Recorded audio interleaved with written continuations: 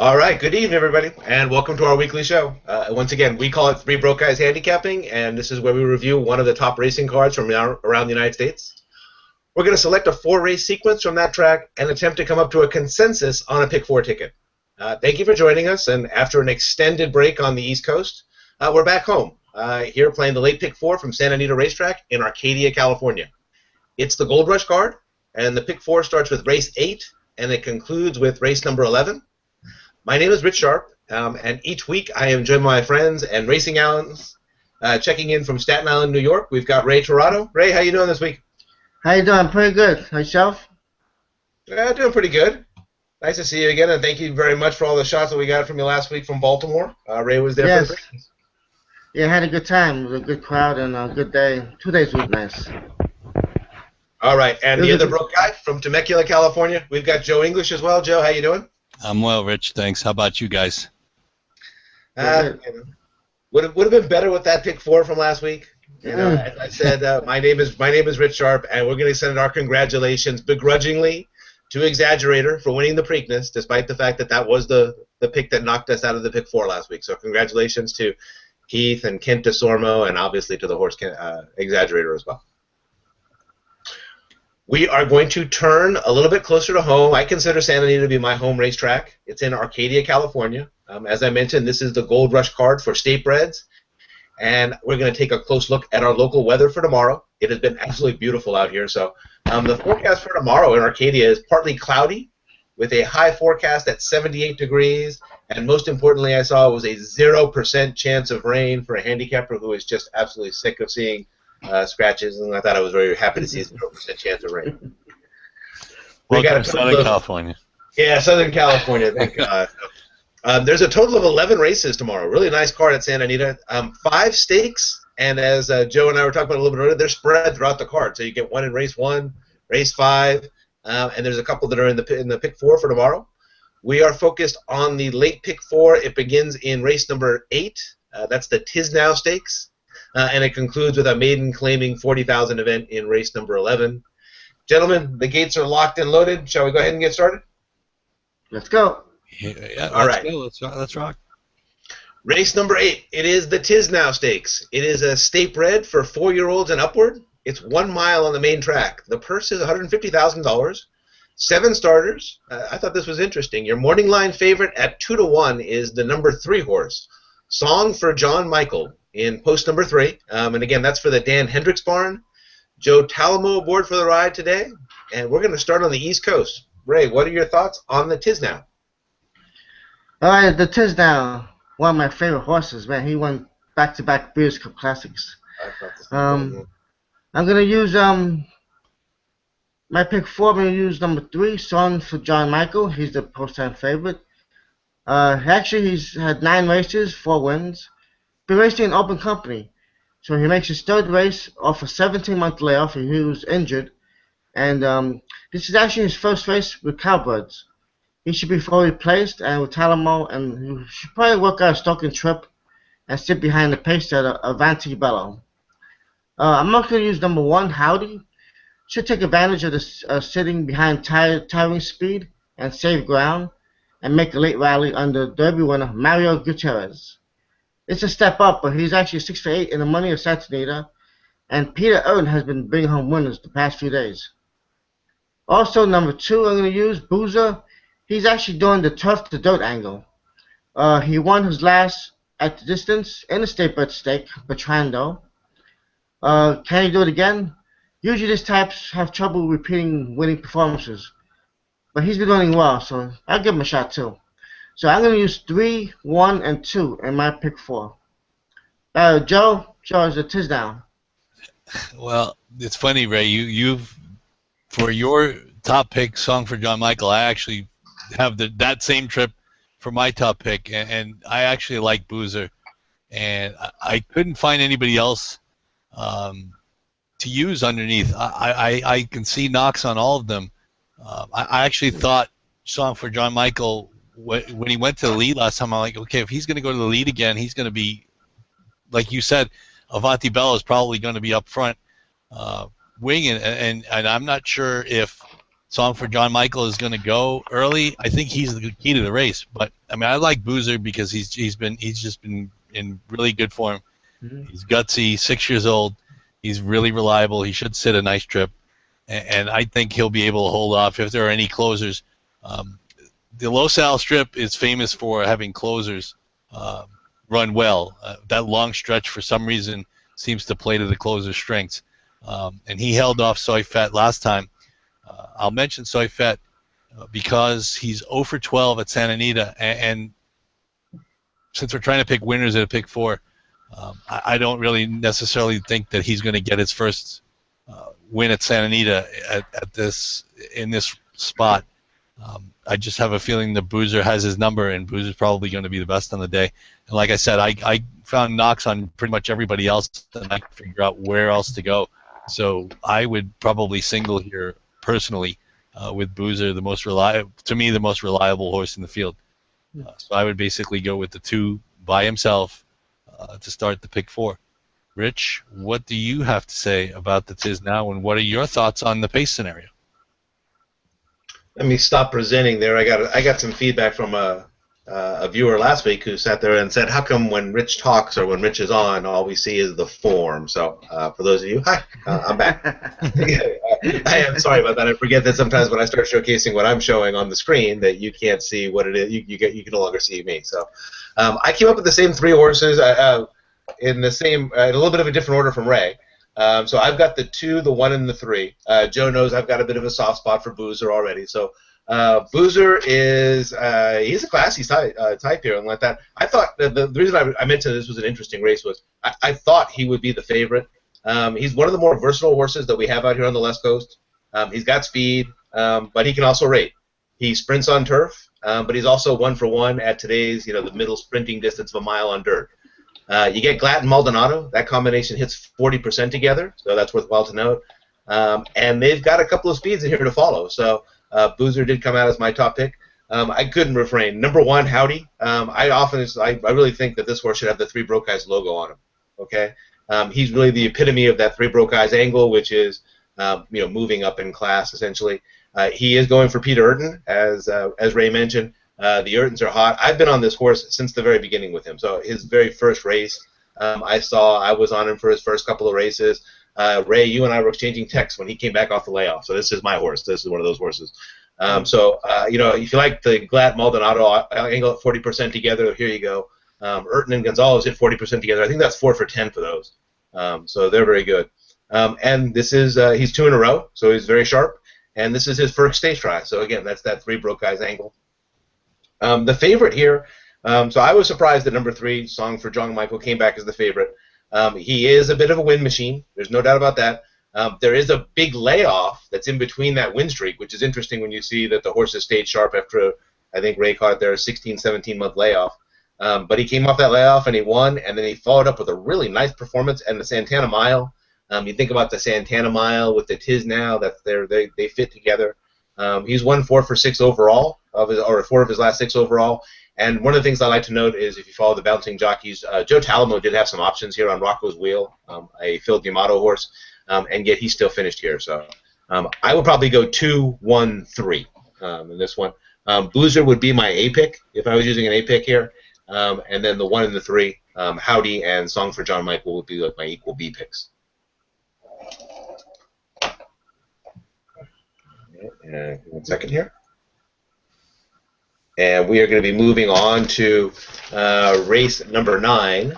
And this is a maiden special weight affair. This is for Cal-bred or Cal-sired, 3-year-olds and upward. The purse is $56,000. They're going 6.5 furlongs on the main track. 8 starters, and the morning line favorite is number 7, Tenga's Ransom for Jeff Mullins, listed at 6-5 on the morning line. Joe, you got maiden, they're sprinting, it's dirt. That's all you. Go ahead. Yeah. Thanks, Rich. I'm not sure what to say about that.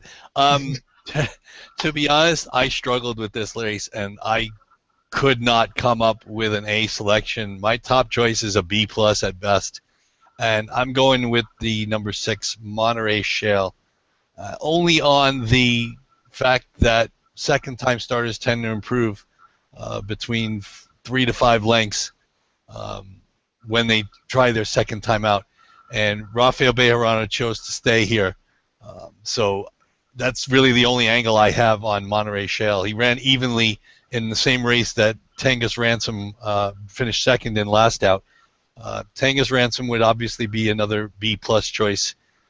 He's the speed of the speed in all likelihood, except that we don't know exactly what the first-time starters are going to do. But I did want to mention one of those, Lovely Anzi, and there's an angle called Small Barn Big Name Rider, and to me, Sal Gonzalez is now a big name rider, at least on the West Coast at Santa Anita, and he shows a couple of decent works, including a 59 flat on May the 9th, and he tuned up with a 3 furlong bullet a couple of days ago. So I think this horse could actually be the one to tangle with Tenga's Ransom and maybe set it up for my top pick, Monterey Shale. But to be honest, I thought that this would be a race that either we could single, or if you, for whatever reason, we don't like Tenga's Ransom, I think we buy it and hope that there's a long shot that comes along that we're just not ready for. Again, top choice 6 Monterey Shale at 5-1 in the morning line. Second choice 7 Tenga's Ransom at 6-5. And my third choice, if I had to make one, would be the 2 Lovely Anzi at 6-1 on the morning line, the speed, hopefully, from the rail. Ray, I'm not sure. Like I said, I couldn't make lemonade from lemons out of this race. What do you got to say? Well, yeah, this is one of those races where we might be screaming, "Where's the water?" Because, well, actually, I was looking at also your horse too, number 6, Monterey Shale. I believe he may have probably improved after his even debut. Yeah, I was very happy to see Bejarano stay aboard him for color gains at 30%. So, and the additional 8 probably get this horse a little better. I gotta include Tengus Ransom. I mean, he finally find a field that he could finally hold on for the win. Actually gets £5 being a 3-year-old this race. But yeah, at 65, I mean, it's really value. And he's had 4 chances to try and get out of this condition. So I was like, actually, no, I'm sorry, he's dropping down into the. Actually, no, he's in the condition. Yeah, same condition. So he's gonna be a favorite. They're gonna bet him. He'll be in the lead. Yeah, who a horse that might actually chase him. Number 4, Mr. Matlock. He's been working very fast at Los Al, and he actually debuts on Lasix, and he could give Tenson Ransom some company if he breaks well. So he might actually soften him up. So we might actually have 6. I actually like 6 on top. So Rich, we still have to say about this wonderful main special weight race. Oh boy, let's see. Oh, you know what? And let me, before I stop presenting, I'll show you. There was one thing I lost my notes on this one because, as I've mentioned a few times, when you handicap as many years in a row as I do, you end up with the exact same weekend. Memorial Day weekend for me is a big handicapping weekend. Joe will testify to that. I'm usually playing the ponies on Memorial Day weekend, and so, of course, I have a few 5/28 days back in my ransom or my queue there and things like that. And when I went to go save documents, I got confused on a message that came up, and sure enough, I lost all my notes. So if you think the template looks a little plain, you're right. It does. I lost all the notes that were in there and things like that. So you saw me putting in some of the things that I like that Joe kind of caught. Second-time starter, notate that there's a chance for improvement in there. When you see speed, I don't usually put the O in there anymore, but I used to actually put it in there like if it was an Irish horse, speed of speed. Which already think of Tenga's Ransom. Tenga's Ransom, a couple of weeks ago, we had Catherine Sophia on our show, and we brought up the 4-letter word, hung, that was showing up on her form, the worst worst word you could ever see on a horse's form. So I'll bring up the exact opposite for me. This horse has those 2 words that I absolutely love to see on a horse's racing form, which is fought back. We can go back and watch the race together if we like and things like that. The horse got beat in the last one, and it does say failed as favorite here, so that everybody knows Tenga's Ransom was 7-5 and got beat by an 8-5 shot. So it wasn't like he got dumped by a big long shot. So I thought the same thing that Joe did, speed of speed. The fact that fought back in straight gamely, I would have probably been content. This is my single. So the 7 horse on my form is my single. The other horses that I did have notated on this one, and I went 4 deep. If we were going to go deep, I had 4 here. I had River Hoss because of the fact that this is a 6.5 furlong race, and sometimes that 6.5 furlong distance on the main track at Santa Anita is a little bit trickier than it looks, even when the numbers. I'll get them up here and like that. Even when the numbers look as bad as this one, with 77% showing that they go to the E and the EP types, sometimes you actually do see these P types or the closers, the 22%, can come home in a 6.5 furlong if you get a good pace. I did have Monterey Shale down here with the right to improve off a solid debut. Was quite a bit back from Tenga's Ransom, but again, Tenga's Ransom was in his 4th race at that point in time, and Monterey Shale was in his 1st. So, and that's a hard spun, which I kind of have an affinity for hard spun, and has had a couple of had a solid work since that last effort. So came out of the one race pretty good as well. So, and then I also did the first time starter that Joe had, Lovely Anzi, first timer for Javier Sierra. So not a whole lot of information to give you on Javier Sierra. He's not like a big favorite for me, but the horse has shown some definite zip in the AM and a couple of different solid workouts. And as you noted, you get Santiago Gonzalez aboard for a first-time starter. So in my ticket, I probably singled Tingler's Ransom, the 7 on top, and then used a combination of 8, 6, 2 underneath. If I was just going to use 2, if I was only going to use a top pick and a backup, I would go 7, 6 in this particular race and leave out the 8 and the 2. Hey, All Rich, right. can I just add quickly that I wanted to mention it early, that Lovely Anzi is a first-time starting 5-year-old, which generally doesn't necessarily bode well. But like I said, I thought the horse had showed some zip in the morning. 5-year-old first-time starters generally don't get my blood racing, but I just figured I needed to mention that. That's right. On to, and this is, I believe, we're up to race number 9 now, and this is a maiden special weight. Race 10, Rich. It's the Franz Valentine. This is the Franz Valentine. I thought that looked a little familiar for me. The Franz Valentine, and this is a cow-bred or cow-sired fillies, 4-year-olds and upward. The purse is $125,000, and they're going 1 mile on the Santa Anita turf course. 8 starters in what looks like it's a wide open betting affair. I believe the morning line favorite at 3-1 is Smooth It in post number 1 for the relatively obscure connections of Doug O'Neill, Mario Gutierrez, and Paul Redham. I seem to recall them winning a big race recently. So out to Staten Island, and Ray, you get the Franz Valentine Stakes. All right. In this race, well, I wasn't much just small field. You got 8 horses here. I'm going to use number 6, Boat's Melody. Actually cuts back to his preferred distance of 1 mile. Second race off the layoff, and actually likes his course. All 3 wins are on this course. I know Bruce Blank is kind of ice cold there, 0 for 21 if you see, but he actually rides his horse well, and maybe he could get a win on him and get his confidence back.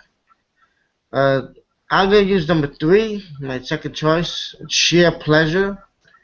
After a game second to Beholder, I mean, what can you say? That's 2 lengths behind Beholder. That's pretty good. So she can run well here. I'm trying her on the turf at the mile distance as she won before. It's a strong jockey trainer combo of Garcia, D'Amato, like 32%. So they're doing well. On the B pick, number 5, Lily Kai. That's hats off to you, Lily. She got a nice confidence win at Golden Gate with a new jockey, Drayden Van Dyke. Back to Santa Anita in a tougher field. Perhaps she could probably improve. She got a sharp work of 47 on for May 15th, and the owner's Donald Disney. So take it for its worth. Might be going back to Disney World there. Disneyland, actually, back right out there. All right, Joe, we got to say about the Franz Valentine. She was a good horse, actually, Franz Valentine. Great horse. I used to love watching her run. DQ'd from the Breeders' Cup Juvenile Filly, or was it was it the Juvenile Filly? If I remember, way back when the Breeders' Cup was in its infancy. Oh yeah. I don't need to mention anything other of what other than what Ray mentioned, except for I actually liked my top pick is the 8 Singing Kitty. She's proven at the distance. Your She wife was, picked that. no, absolutely not. She has no idea. Believe me. Joe's wife picked. She was out Kitty at likes she was it. out at happy hour. She has no idea. The horse is proven at the distance.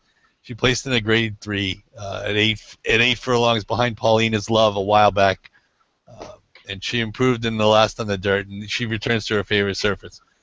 So she would be my top pick, and my next 2 picks were actually the 5 Lily Kai and the 6 Bert's Melody underneath. And because the only thing I fear about Bert's Melody is that she's a need the lead type, and with a couple of horses that have been running down the hill, they've been sprinting, and now they show up here. I'm not saying Bert's Melody won't get the lead. I'm just saying it may not be as easy as it could be, or as it has been in the past for her to get the lead.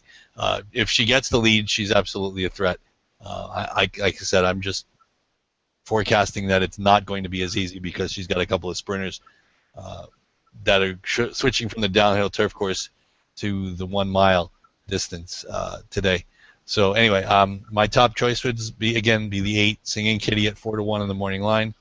Second choice is the 5 at Lily Kai at 8-1, and the third choice is Bert's Melody, the 6, who I don't have the morning line for. I believe she's 5-1. Yeah, I don't have it written down. Five. So it's in order 8, 5, and 6 for me. It is wide open. I'm not necessarily fond of either of the 2 favorites. So I think this is a spot where we could get a price.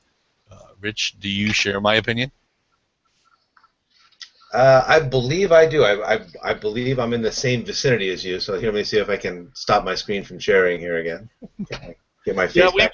we want to see your face. Get my face back up on this. And I typed the note in just before Joe when I had the screen up there and things like that so we could see it. Not that I was going for the angle. Ironically enough, so Howdy is one of my horses, and Joe knows what I mean when I say that. I get stuck on these horses when they first come out, and I see them like that.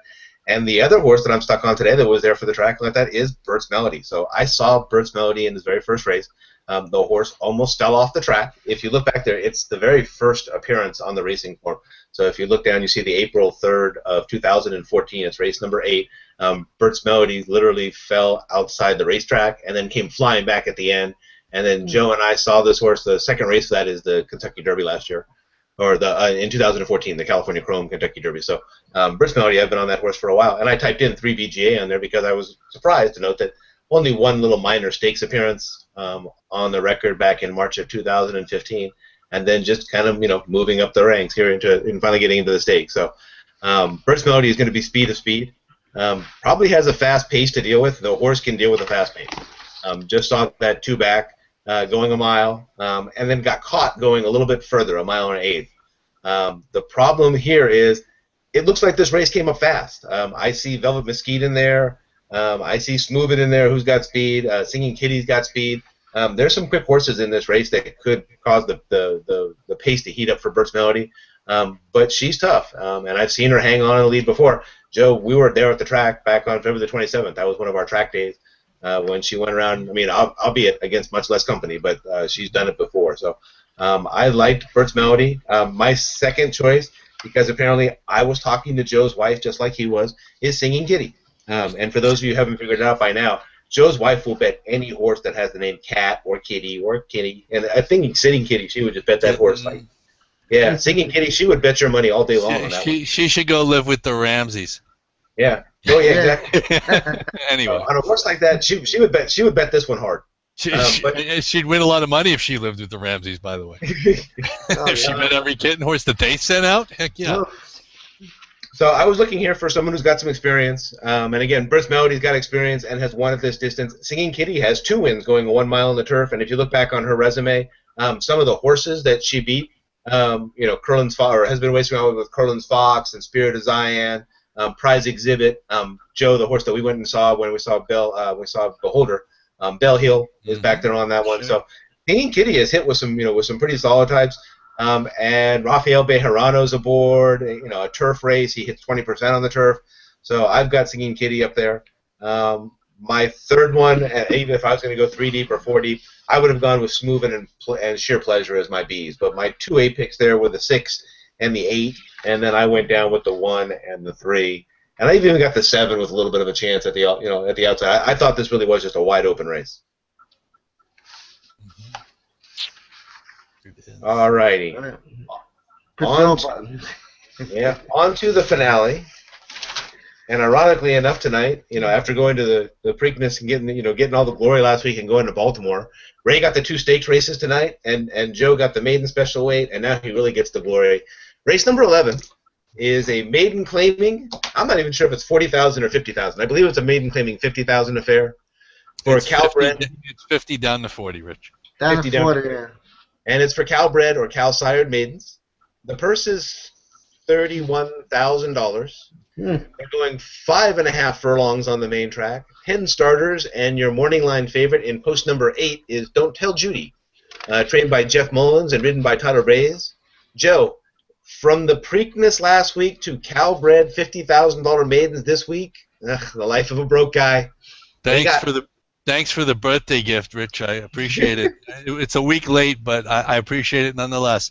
I actually wanted to single in this spot. There were a 2 or 3 at least dropping from the maiden special weight ranks down to maiden 50. But it looks like to me, Don't Tell Judy is the speed of the speed. She drops back to 5.5. And I'm sure, I haven't looked, Rich, but if you pull up the profile page for Santa Anita, my guess is the E's and the EP types do pretty well at 5.5 furlongs at Santa Anita. I think this horse will be in front turning for home, and I don't know that anybody's going to catch her. So, like I said, I would probably single here with the 8. If I went deeper, I like the 4 a little bit, Emma and I. Flavian Pratt doesn't usually get on a bunch of 50 claimers, and he climbs back aboard for this one. So she's got a little speed. She could take it to Don't Tell Judy and maybe run 1-2 in a merry-go-round race around the track. My third choice would be Married to a Minister, who's 3-1 in the morning line and lures Bejarano away from a Richie Baltus runner to Flaming Vixen, who's the 2 in this race. Maybe she shows a little bit more early speed today, but I still don't think she figures any better than third best in this race because of her lack of true early speed, where the other 2, at least I know, Don't Tell Judy, unless she breaks poorly, she's going to be in front, and maybe even if she breaks poorly, she rushes up anyway. So I would single here, probably go with just the 8. If I had to go deeper, I'd go with the 4 Emma and I at 6-1 with Flavian Pratt, and then the 7 Married to a Minister at 3-1 with Rafael Bejarano. Mr. World Traveler, Ray Tirado, what do you have to say about the Calbred maidens? Rich, you said it best a few weeks ago. This is a race where they just take turns waiting to graduate. Because that's what they're here for. Actually, I have 4 horses here I wanted to mention. In these races, I like to try to take a shot, usually at a first-time starter or somebody who's, second time out, just to try and get a price, because you don't know what's going to happen with these horses. They just keep losing until they finally get out of this condition. I'm going to take a shot with actually number 7, Married to a Minister. Take the class drop. Helped to improve to get a nice second last time. Switching to Bejarano, and that's a great addition. Him and Biatti are 26%. Number 2, Flaming Vixen. You mentioned him. Trying blinkers for the first time with Richard Baltus. That's a 36% move. Trying to get more speed on the horse, I guess. And he got a good 47 workout, probably with the blinkers. Needs to show more pace with these. Because the track does, like you said, I saw 78% up there. That does well on the lead. First time starter, number 6, Water Stormcat. Out of Benchmark, good solid works. Good gate rider, Pedroja. So he'll be banging out going to the lead too. 15-1. So, Martin Pedroja likes to go to the lead. I see it a lot of times in the races that he rides. Number 4, Emmy and I. Decent first time out in the lead. She tired. Second race is horrible, but did show beef speed. Goes back to Pratt. Maybe Pereira just didn't ride the horse well. Goes back to Pratt, and she drops back into main claiming. So at 6-1. That's a good price. All right, Rich, wrap it up. Yeah, this is this is again. This really is a drop from the Preakness last week. So I'm very similar to the picks that Joe had. Actually, I think I just flipped them around. So I've got the same idea that he does. I'm looking for speed in a 5.5 furlong sprint, and I actually settled on Emmy and I, the 4 horse. So it goes for Tim Yakteen and Flavian Pratt. I would have loved it if it was first time Pratt, but Pratt was actually on this horse back in September. When if you look at the form here, actually, I'll leave my form up so you guys can see what it is I'm talking about this time. But it did show some speed there at Del Mar as far as the early pace was concerned, and then took off a good 9 months, 8 months, and 9 months. And came back in May. Didn't necessarily show all that much. Obviously, finishes 20 lengths off the lead, but did show something initially there. When I watched the replay on that, I did see some speed. Tim Yakteen is 14%, off the layoff, and he's 26% dropping from maiden to maiden claiming. He's got Pratt back aboard for some reason.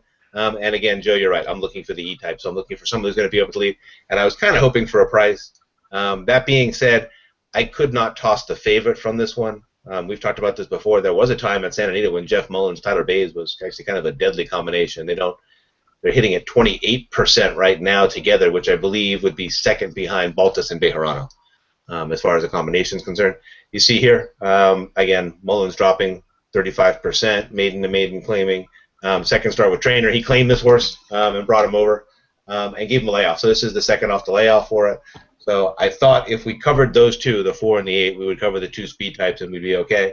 On my page, I did have what Ray is catching there. I had the flaming. I had them kind of the 2 and the 7 almost as the opposite side. They flipped jockeys. The 7 actually had Santiago Gonzalez. The thing that's noteworthy here is that Rafael Bejarano left a Richard Baltus horse to go to the 7. So that, to me, says a little bit more than Santiago Gonzalez ended up on a Flaming Vixen. And so I would have rated out Married to a Minister a little bit higher, the 7, probably my B pick.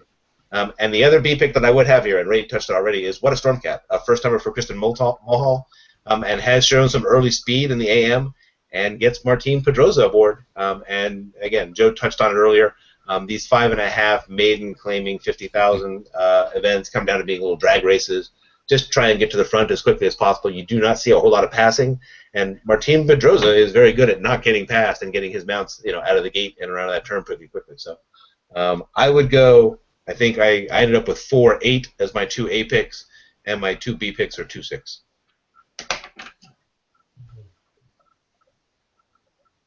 2-6. So let me go ahead and pull up our template here and see if we can come up with some kind of a consensus. All right, finish clearing out what we had last week from Pimlico. Hey, Rich, while you're pulling that up, I actually was just looking at the jockey standings today, and I just noticed something really strange, and I just figured I had to mention it. I know it's probably because a lot of jockeys are out of town with Triple Crown season. But I noticed that Chad Lindsay and I think there was one other jockey actually had more wins at Santa Anita at this meet. Again, I understand it's just trivial just because. More wins this meet than Mike Smith, Mario Gutierrez, and Victor Espinoza, believe it or not. Like I said, just trying to fill the time in between when Rich gets his PPs. No, it's a good thing to note, right? For those of you who are like... Well, again, it's because they're gone doing, riding in major races, whether it's at Keeneland or in the Triple Crown Series at Pimlico, at Churchill Downs. And, of course, it's because they don't necessarily... Mike Smith and Victor Espinoza and Mario Gutierrez aren't really going to get on a lot of maiden 20s. Yeah. And when they go for both days, so that's like... Yes, and sometimes they stay there for the whole weekend. Yeah. And then Saturdays. Absolutely. Oh yeah, of course.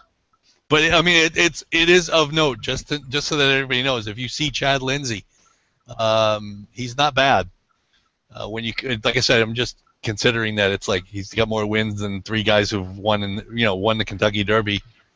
In Victor's case and Mario's case, multiple times. Even Stuart Elliott only is 2 for 37 this meet. At least that was before today. So like I said, I was just trying to pass the time, but it also shows you how deep the jockey colony is at Santa Anita. I mean, we saw Rich. What was that jockey's name? Giuseppe. I don't even remember the horse's name. We'll know it again as soon as we see it, but it was something that was like Bosnian or something like Giuseppe, somebody who looked really good on a favorite that we watched last Saturday.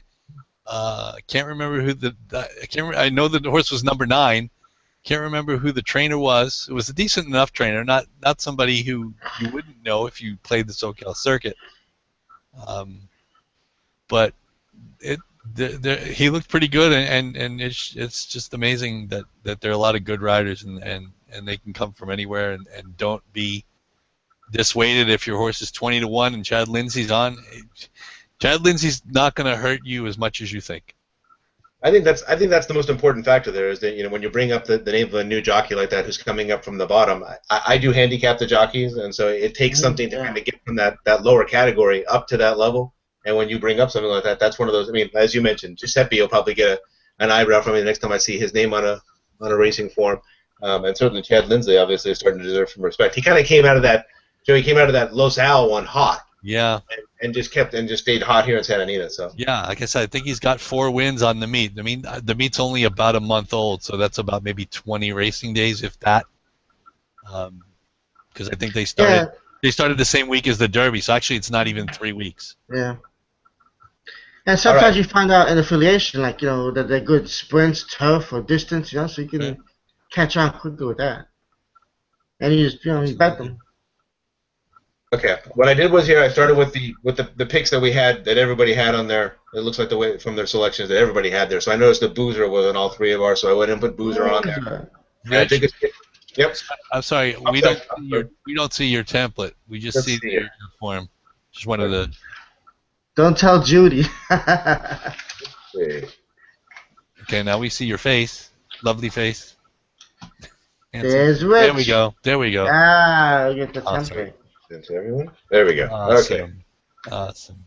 So I put Boozer in there in the first race, and I'm not finished yet, but moved on to the next one. In the second race, I see the 6 and the 7. Look like at least in one form or another on all 3 of our templates. Mm-hmm. And then I moved on to race number 10. Mm-hmm. And I've got the 3, the 6, and the 8 on all 3 of our templates, it looks like, as far as an A pick at least. And again, we can negotiate on these. And then in the finale, race number 11, I've got the 4 and 8 and the 7. And excuse me, looks like we also had the 2 as A picks. All right. Ray had the 7 on as his A pick in the 11th, right? Yeah, he's got him. Okay. I think he had the 7 and 2. Okay. Yeah, no, there's 7. He's in there. 2, 4, 7, 8. 9, 10. Put all of them in there. 13th and 11 actually. 11th race. ALL, and we're set. We gotta get there first. All right. So in race number 8 was the first one where I've only got Boozer up there, but Ray, you and I also have Howdy and or Song John Michael. We can take a look at that. Let's see. I had those as both I had both of those as my B picks. Actually, I had Boozer as my top, and I had Song for John Michael and Howdy as my B picks. 9 times 4 is 36. This is a $36 play right here, right? 6. Wait a minute. 6 by 3 is 18. Yes, correct. 36. 8.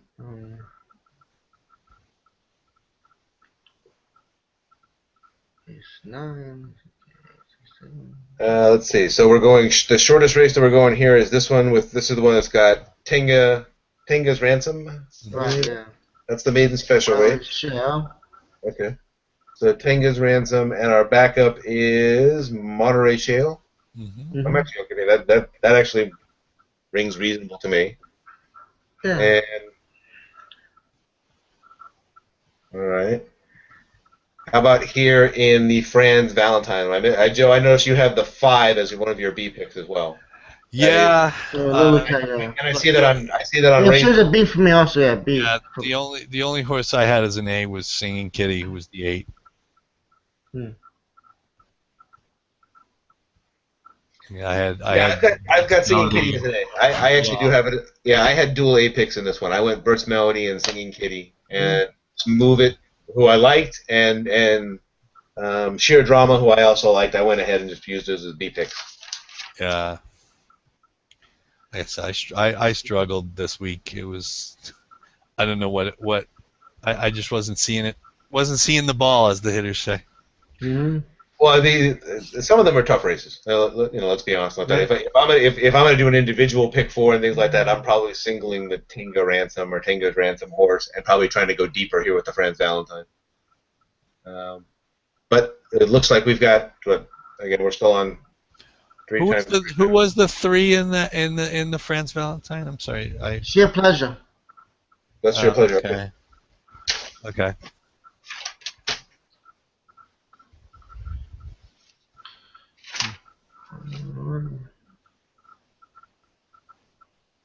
Great. 3 and 2, 6,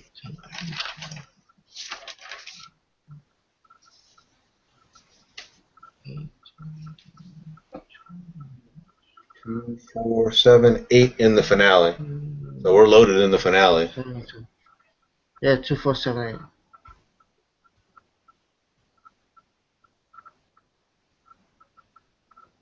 Any objections to playing this one this way, or do we want to tinker with it a little bit more? Or? First To is to be honest, my biggest question in that last race is, it's hard because we're projecting. Yep. It's like we know, or at least we think we know, that the 4 and the 8 will probably be on the engine. The other 2, do we really know? And at 5.5, I mean, again, I don't want to kick anybody out of the ticket, especially if they're prices. And it does seem like a pretty wide open race. But I think we kind of know what we have in the 8, and I'm not. I just, I don't know. I have no objection necessarily. I'm just wondering if we can tear down. I ended up. I didn't use the 8 wasn't one of my top 3 or even my top 4, or the 7 wasn't there, but it easily could have been. Like I said, the 2 and the 7 are opposite sides of the same coin because of that jockey switch. I did like the 7 better, because of Bejarano, kind of sticking here and things like that. Yeah. I agree with what you're saying. In the end, sometimes with this handicapping, as you say, I would love to nail them all down every single race, every single time I do it. It would be too easy. Yeah, maiden claiming 50 and like that. This is usually where I kind of excel. But I agree. This was a damn tough race. We're projecting that the maiden special weights who have been going against better horses, but one of them, this one, she only got a 5-horse field. Don't tell Judy that was here and like that. So we're not quite sure what she got versus an 8-horse field for a maiden 50 claiming, or a 50 event here. Yeah, like I said, I just think we know she's going to be on the engine and she's going to be on the front end. Yes. And at 5.5, 5.5. That's a tactical advantage. Well, there's one else that actually scares me here. It's the actually, wrong way. So 11. Yeah, no, and again, if this was any, I don't know. What scares me with that jockey? Might be running like a quarter horse. We can, if you guys want. I like to add the 6. Yeah, I can bring up my Twin Spires account. We can actually take a look at some of the races if we want to take a look at any of the replays that are here that are available for them. I didn't really get to look at anybody that's here, although a couple of these horses I actually saw them when they ran live. Under the category I've watched too much damn racing. What do you mean watch too much? You watch not enough. Yeah, not there. No such thing there. That's all a matter of perspective, sir. How you guys feel about adding a 6 in the last race? That's taking a shot. That might give us some big bucks. Again, we don't know. I mean, we don't know what can happen. Well, let's see. If we put in another, we're putting in another horse in that race. That would be 5 by 3, 15. Ooh, PDF. That would make it a $45 ticket, I believe. 45. Ooh. I mean, we have. Speaking of which, I need to talk to you off the air. Okay. I mean, we have the funds. It's not that's not an issue. It's do we need the coverage in races where we think we've possibly got the winner already covered? Because I know what you're saying. Exactly. And in this particular case, I know exactly what. Yeah, this horse is the favorite. This is Don't Tell Judy is the favorite in this race like that. And if we go 4 deep, what we're saying is we don't have a lot of confidence in this race. In which case, get rid of the favorite. Get that out and try and get a price horse in there and things like that. Or do you want to stay short and possibly just use the speed horses and Joe, I kind of lean towards what you're saying there is, in a pace race in a 5.5 furlong maiden claiming where we just don't see a whole lot of horses that can pass, find the one that's going to be ahead, with 200 yards to go, and you probably got your winner. And I don't disagree. Jeff Mullins, Tyler Bays, Tyler Bays has been hot lately actually, and so he's going to come out. They're going to be flying. The only reason that I even and again going away from the single idea with Emmy and I is this guy. Flavian, Wayfair, and Tim Yakteen having a nice percentage there with that maiden claiming. And again, this horse showed speed a little bit earlier in his career, and even in the comeback race showed speed. And when you look down there in the workouts, the horse actually has a nice workout even coming out of the May 1st race. If you look here, you got a 46-second workout, a minute workout. It looks like Tim Yakteen's got the horse generating back to what he was. I have no problem with that, Rich. She was my second choice. Yeah. She was my B. So that's not the horses. That's not the horse or horses that I would have an issue with. Okay. And again, like I said, we can. I'd be okay with going 36. I don't know that we need to go and add another. I mean, it's like I said. How about the 2? The 2 shows no pace at all, man. Well, and that's, I mean, right, and that's. I'd be more inclined to say, okay, if you want to add the Pedroza runner, that's fine. I would think that you'd want to do that in lieu of the 6. I mean, in lieu of the 2. 2. Okay. Not add to it. If you want to change it. That makes sense. Rich, I mean, I know, Rich, you had a little bit about. Flaming Vixen, but I know, like I said, and I mentioned it too, the fact that Bejarano leaves a Baltus runner is kind of, like you said, it says more to me about the fact that Gonzalez gets on. Nothing against Sal Gonzalez. It's just that why would Bejarano leave a Richie Baltus runner at this point? That's the top riding combination at Santa. It was the top riding combination in the spring. It's still the top riding combination right now. That's why it's like, okay. I mean, look at and so I understand it. I mean, but I can see both sides of it. I would take the 6 over the 2 if we wanted to make that switch. I don't necessarily know that I'd want to add the 6 to the 2. Okay, that's fine. Okay. So that would be okay. So that's the same $36 ticket. We're just exchanging one for the other. Rich, what was? I'm not. Do you want to mention the angle, Rich? Do you want to mention it at all? Do we want to talk about this on air? Or do you want to wait? You want to leave this for an inside joke that nobody else is going to know about? I just hope. And again, when you and I go to the track next time like that, we can talk about it because I always ask for honest feedback from other gamblers as well and things like that. And as much as the angle might seem for you and me like we've got something there and things like that, I already had somebody who was a scrutinizing eye, kind of like raise an eyebrow at me and sit there and say, come on, develop this one and explain it through to me and things like that. And the more that I tried to explain it through, I was like, Yeah, you're right. And again on Sunday, I texted you on Sunday, and again my friend would have sat there and said, "So what you did was you picked out the one that hurt you the most, and you went with it." So. Yeah, no, it's funny. And like I said, I sent you a text in response saying I didn't want to ask, so I didn't. Yeah. We'll talk about that again. Like I I guess said, when we're together. Yeah, for those who don't know, me and Joe love going to Santa Anita, but it's a 90-minute drive from where we are and things like that. This always gives us something that's so nice to talk about, Joe. The pick fours that Richie knocked himself out of. Yep. Well, I have a good story to tell you. Last week, oh man. Go ahead. We got 10 minutes. You got it. All right. We got 10 minutes. Well, after Pimlico, the next day I have one of these cards for the handicapping contest back in November at Aqueduct. So I said, let me go cash in. I got like $48 on it because I came in 7th place and my picks came out to $40 that I won. I said, let me go cash in the card because it expires soon.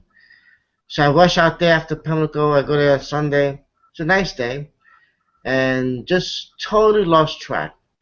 And I bet a few races, the last few races, and I got stunned in the 8th race. Well, actually in the 8th race, and wasn't happy. Got knocked out of the double, and I stormed out there and just kept driving, keep going. And I hit about halfway home, and next thing I know, the car's ready to stop. And I look at the gas tank, and it says, "Oh boy, empty." I ran out of gas. So I pull over to the side of the road and call AAA. And they tell me, well, we can't come get you, but we can send a tow truck. So they sent a tow truck for me. I paid for it. They're going to reimburse me. They got me off the road. The guy actually took me to the gas station.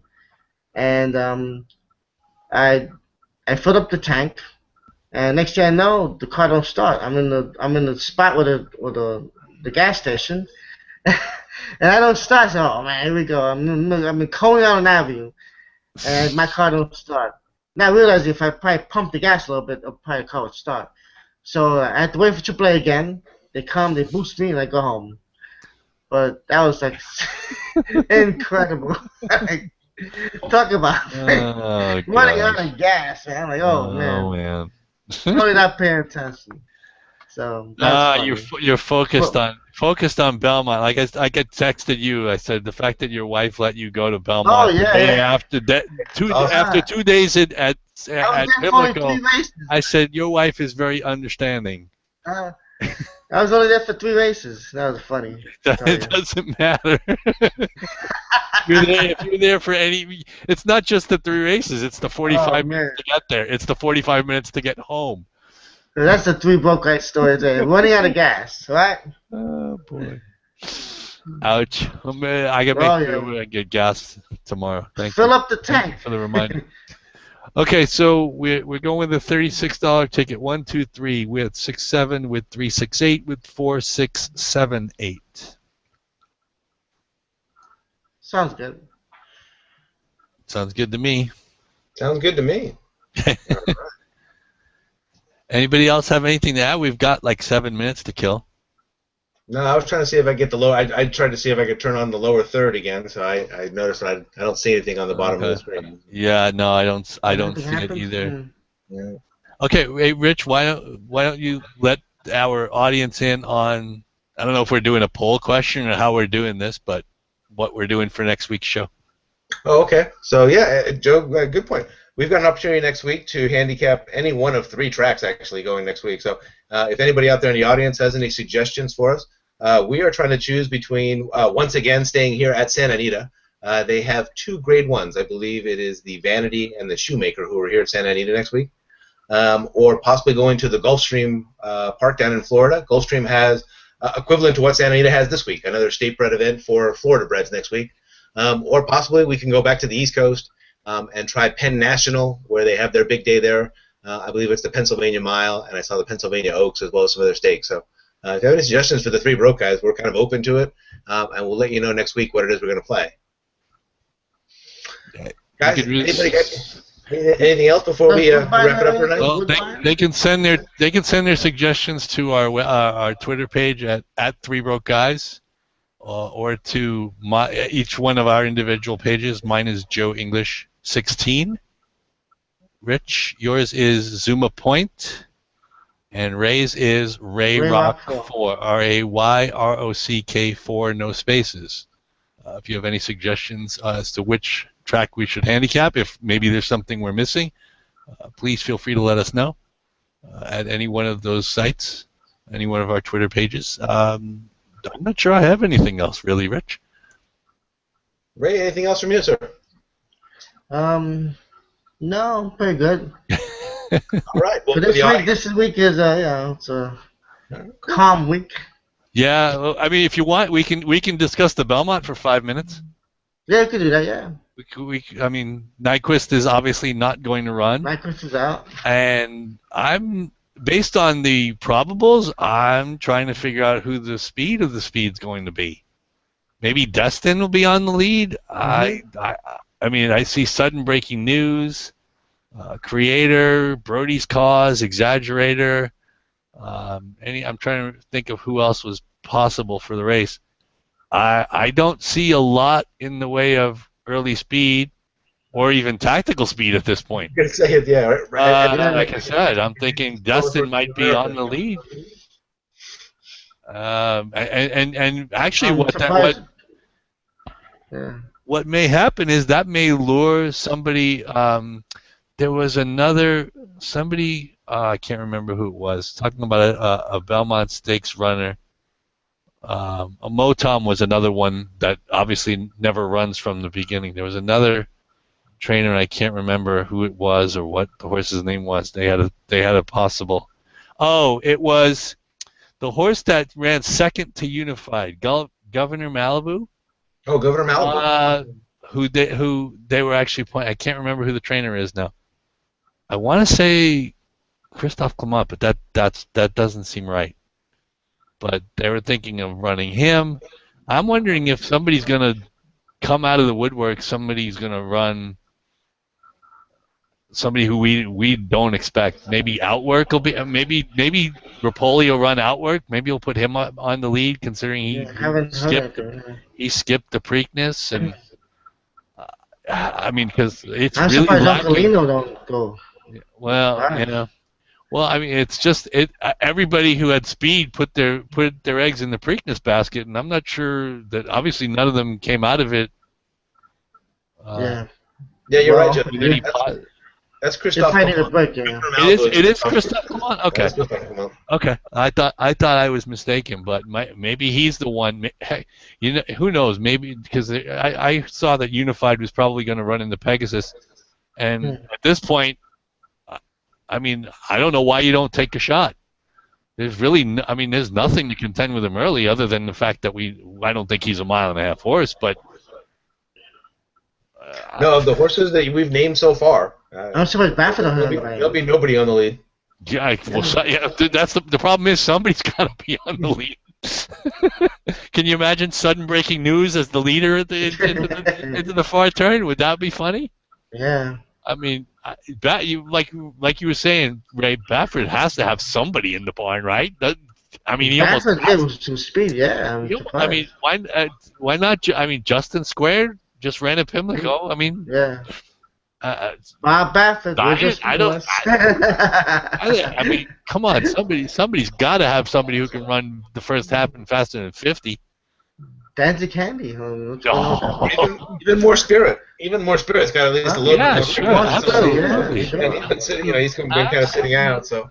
No, why not Iron Rob or Denman's Call, the ones who were supposed to be in front, or bother Dancing Candy in the Santa Anita Derby, who they were never in front. I don't know. I guess if you have any suggestions for us, anybody out in our audience, anybody who you think should run, there's a nice horse I saw. Read it to us. In Belmont, when I was there, I saw a nice horse from McGahey named Promote. Yeah, I spent some big fees for that horse. Yeah, but again, we need somebody who's going to be down the road. Yeah, obviously, we need somebody who's going to be down. And, Shug don't crank him up the first time out too much. No, generally no. Well. No. He ran well. I tell you, I saw wow. Yeah. That was a wild move down the stretch. So, anyway, I think we've covered that enough, but that's still 2 weeks from now. Just a And the little Met bit. Mile will be on that day too. Met Mile will be on that day. That card's gonna that Yeah. card and the Friday card before it. There are 10 stakes that day and 6 the day Yeah. before. Mhm. So That's and, exciting. yeah, That's oh, exciting. So. yeah, Yeah. but it's funny. As old school handicappers, Ray and I know I look forward to the Met Mile on Memorial Day Memorial Day. every Yeah. I used year. to like it. Yeah. It Yeah. was Yeah. it was a standalone race, and it It was a was. big Yeah. deal back in the It day. was. Now, Yeah. not Yeah. that it's not any less of a deal, but I mean, think about it. Last year, nobody knows who won the Met Mile. Nobody cared who won the Met Mile because American Mhm. Pharoah won the Triple Crown and was going for the Triple Crown. So it Yeah. kind of made the Met Mile an afterthought, which kind of cheapened it a little bit for me. I wish they would actually go back, make the Met Mile on Memorial Day. It's not like they would. Okay, so they'd have 9 stakes instead of 10. I mean, could they do Mhm. without the one? I think they probably could. But that's for the NYRA to deal with, not me. Well, this year they're gonna have a New York showcase day Yeah, on Memorial Day. that's on Monday. Yes, I saw the Yeah. entries were already out for that. Yeah. Okay. All right. Well, that's going to be all the time we have for tonight. And again, if you enjoyed the show, we're going to be back next week. Let us know if you've got any thoughts. Which one should we handicap? Should it be Santa Anita? Should it be Gulfstream? Should it be Penn National? For Joe English and Ray Torado, I'm Rich Sharp. Thank you and good night from Three Broke Guys Handicapping. Good night, all. Good night, guys. Good night.